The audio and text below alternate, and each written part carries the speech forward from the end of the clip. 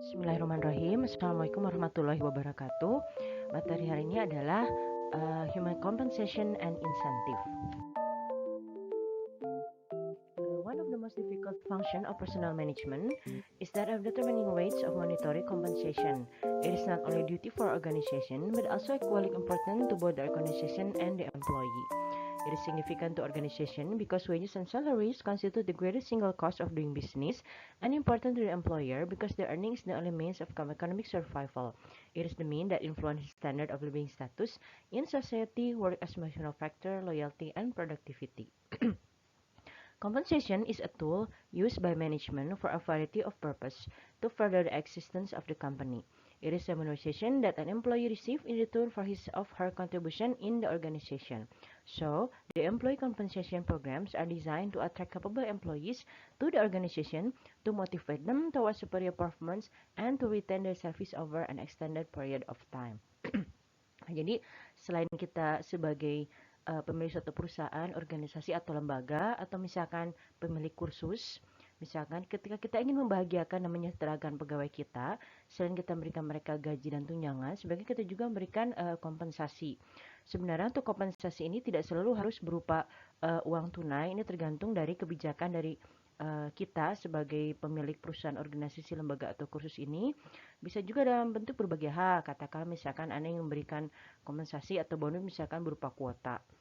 Atau misalkan katakanlah tiket nonton film, atau misalnya katakanlah liburan, misalkan liburan ke Jakarta, misal kalau misalnya kita di Cimahi. Atau kalau saya punya teman, nah kalau dia itu biasanya dia mendapatkan beberapa beberapa jumlah tertentu pada beberapa waktu tertentu, misalkan untuk GoPay. Nah, GoPay-nya ini bisa dia belikan misalkan untuk beli minuman di kafe-kafe tertentu. So, untuk kompensasi sebenarnya bentuknya beda-beda, sehingga tujuannya utama adalah untuk mensejahterakan pegawai. Kemudian yang kedua itu adalah agar pegawai kita setia, dan ketiga kita bisa bekerja sama dengan pihak lain untuk mempromosikan barang mereka. Misalkan tadi seperti minum di kafe tertentu dan lain sebagainya. According to Wendell French, compensation is a comprehensive term which include wage, salary, and all other allowance and benefits. Wages are the remuneration paid for skilled, semi-skilled, and unskilled operative workforce. Salary is the remuneration of those employees who provide mental labor to the employer, such as supervisor, office staff, executive, and etc. Wages are paid on daily or hourly basis, whereas salary is paid on monthly basis. Nah, di sini sudah cukup jelas ya. Kalau untuk tunjangan, gaji, dan lain sebagainya, jadi sebaiknya tetap berikan meskipun dari pegawai yang dalam artian baru mulai probation atau mulai percobaan sampai tingkatan atas, tingkat paling atas atau bagian eksekutif.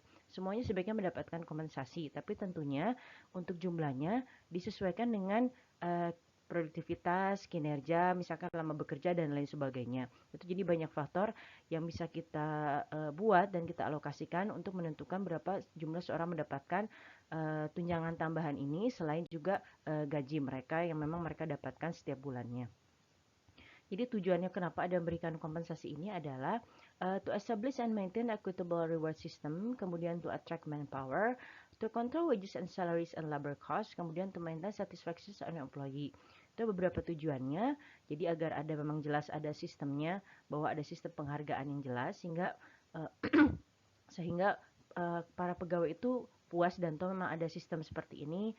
Kemudian juga akhirnya para calon pegawai misalkan mengetahui info ini sehingga ingin melamar, dan kemudian juga untuk menghitung berapa jumlah gaji yang ada, sehingga itu tujuannya itu. Jadi sebenarnya pada intinya tujuan utamanya adalah untuk kesejahteraan pegawai. Oke, ini beberapa mode untuk kompensasi. Sorry, beberapa mode untuk kompensasi yang bisa diberikan antara lain wages and salary, incentive, fringe benefit, dan non-monetary benefit. Jadi untuk beberapa bentuknya kompensasi ini bisa beda-beda bentuknya ya, bisa dalam bentuk uang, apakah bisa bentuk insentif, misalkan hanya beberapa waktu tertentu saja. Misalkan kalau ada misalkan kalau ada kebetulan misalkan salesnya bagus, kemudian ada profit, ada keuntungan lebih. Atau misalkan kalau kita membuka kursus, kemudian kursusnya kebetulan lagi banyak nih yang daftar sehingga kita ada pemasukan tambahan gitu. Nah, itu bentuknya insentif. Kalau wage and salary itu memang jumlah uang yang kita keluarkan setiap bulannya. Untuk fringe benefit itu biasanya tunjangan-tunjangan tambahan, misalkan tunjangan kesehatan, tunjangan asuransi, misalkan kalau kita BPJS dan lain sebagainya. Untuk non monetary benefit, misalkan ini pekerjaan tambahan, kemudian pengakuan, misalkan bisa berupa dalam bentuk sertifikat, misalkan penghargaan sebagai pegawai terbaik, atau kalau Anda memberikan, misalkan katakanlah diberikan handphone baru atau komputer baru dan sebagainya. It also depends pada kebijakan uh, sorry, pada kebijakan perusahaan untuk memberikan kompensasi seperti apa untuk para karyawannya. Oke, kemudian kita akan membahas terkait fringe benefit. Employees are paid several benefits in addition to wages, salary, allowance, and bonus. These benefit and service are called fringe benefit because they are offered by the employer as a fringe. Employees of the organization are provided several benefits and service by the employer to maintain and promote employees' favorable attitude towards work and work environment. Jadi saya memberikan gaji, kemudian juga memberikan tunjangan. Jadi fringe benefit ini sebenarnya itu adalah semacam bonus-bonus tambahan. Jadi tujuannya itu adalah untuk meningkatkan motivasi dan juga kesejahteraan pegawai. Bentuknya seperti apa itu bisa beda-beda. Nah di sini beberapa contohnya adalah misalnya old age and retirement benefits, itu untuk tunjangan pensiun. Workman compensation ini kompensasi atas hasil kerjanya. Employee security ini keamanan, ini bisa berupa bentuk asuransi. Payment for time not work. Nah misalkan tunjangan kalau misalkan dia tidak bisa bekerja tapi kita tetap berikan bayaran, misalkan karena dia sakit, gajinya tetap kita bayar tapi jumlahnya sekian persen misalkan. Atau misalkan cuti melahirkan misalkan. Atau misalkan karena cuti kematian, karena ada keluarga yang meninggal dan sebagainya, itu maksudnya. Safety and health ini kondisi keamanan kerja.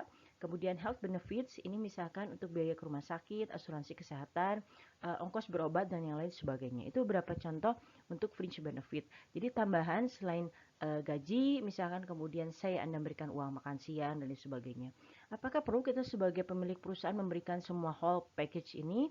Kalau memang kita ingin meningkatkan kesejahteraan pegawai dan kita ingin punya perusahaan yang baik, memang secara ideal kita memberikan ini semua. Tapi obviously kita lihat kembali pada keuangan yang dimiliki oleh perusahaan, organisasi atau lembaga. Kalau memang memungkinkan baru, tapi kalau tidak berarti misalkan baru faktor-faktor tentu yang dulu saja, misalkan salary dulu, baru kemudian wages, baru kemudian allowance, baru bonus, baru fringe benefit dan lain sebagainya bisa menyusul.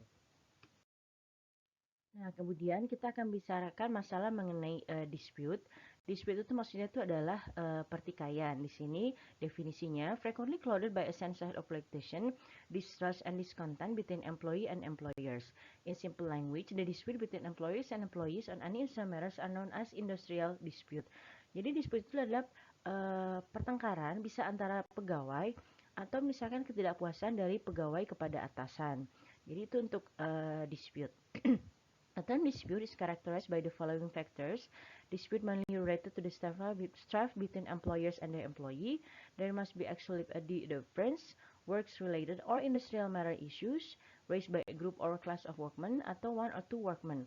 Nah, makanya kenapa kalau di kita misalkan ada organisasi buruh dan lain sebagainya, tujuan itu adalah untuk mewadahi kalau ada misalkan ketidakpuasan atau ada unek-unek yang disampaikan oleh para buruh tersebut dan kemudian mereka bingung harus menyampaikannya kepada siapa.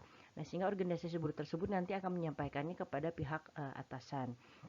Karena itu kalau untuk kita ingin membuat perusahaan organisasi atau lembaga misalkan kebetulan yang kita miliki ini besar, sebaiknya juga punya ada semacam organisasi untuk karyawan. Jadi mereka bisa mengeluarkan unek-unek atau keluh kesah di situ dulu sebelum akhirnya bisa berlanjut ke pihak-pihak yang lain, misalkan personalia atau yang lainnya.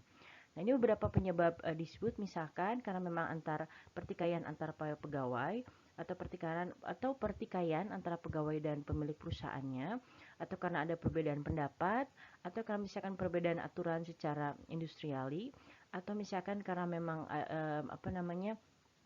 ada chaosnya antara pegawainya atau dan yang lain-lain. Itu memang banyak hal. Kemudian dispute ini bisa oleh beberapa hal dilakukannya. Pertama strike, kemudian lockout, kemudian boycott. Ini 3 hal yang biasanya dilakukan pada saat dispute. Kalau strike berarti memang akan berhenti bekerja sama sekali. Kalau lockout berarti pimpinan atau atasan itu biasanya dikuncikan dari luar sehingga mereka tidak bisa masuk ke dalam perusahaan atau organisasi. Kemudian uh, apa namanya, biasanya para pegawai ini akan mengunci pintu sampai mereka mendapatkan apa yang mereka inginkan. Kalau boykot berarti memang benar-benar menghentikan sistem, menghentikan operasi. Katakan misalkan perusahaan restoran, misalkan berarti mereka memang benar-benar menutup dan menghentikan sistem operasi mereka dan penjualan mereka, misalkan di beberapa kota. Atau katakanlah kalau kita punya kursus berarti mereka tidak mau mengajar sama sekali. Itu beberapa contohnya. Hal lain yang mungkin Anda kenal yang paling umum itu adalah demo. Jadi ya, demo itu yang paling sering dilakukan, tapi demo-demo ini bisa dalam beberapa bentuk ini, misalkan strike, kemudian lockout, dan kemudian boycott. Itu beberapa hal yang bisa dilakukan terkait ketidakpuasan pegawai atau karena adanya miskomunikasi antara pegawai dan kemudian pemilik perusahaan. Nah, kemudian untuk cara menyelesaikannya seperti apa? Obviously kalau pada saat pegawai tidak puas, kemudian tidak bahagia, obviously kita sebagai pemilik perusahaan harus punya cara-cara tuh bagaimana agar unek-unek itu mereka tuh their grumblings gitu. Jadi kita ada isu resolusinya untuk menyelesaikannya.